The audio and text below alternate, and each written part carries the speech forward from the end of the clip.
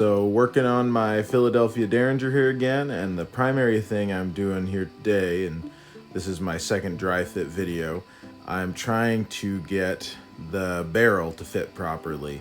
Last video I got the lock to fit properly and I got the trigger guard to fit properly, and I started working on the barrel, and I've come to the conclusion that it's a mix of the tang inlet being a little bit too small, and I think by the end of this video I've dealt with that.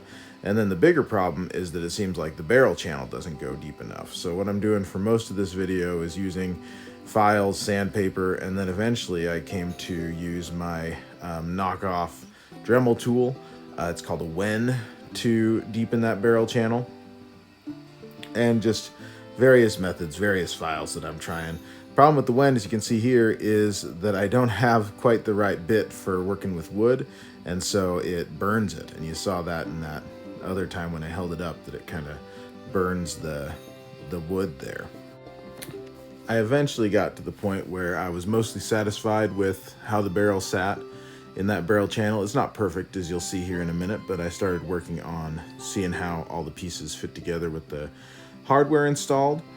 And I ran into a problem with the lock screw because the lock screw fits into this brass washer on the opposite side of the grip. And the problem with that is that the hole for that washer was too small. And I didn't want to sand off the washer like I did with the other pieces because it's fluted. And I assume that's for a reason. And so I just had to keep on trying to make that hole just slightly bigger. As you can see, I keep doing, mostly using my Wen tool in this case. And eventually did get that. So here's a video to go over what I've ended up with.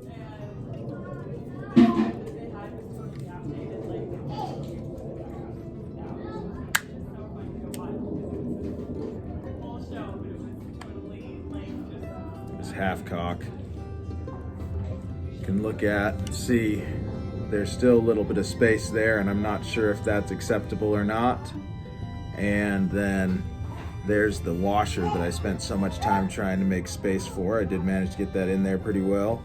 There's the trigger guard.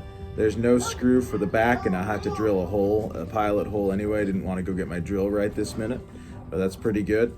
And then up here at the barrel, you can see there's a little bit of space. I think I can ameliorate that by clamping it when I drill the hole for the barrel tenon, and I can make that stay down.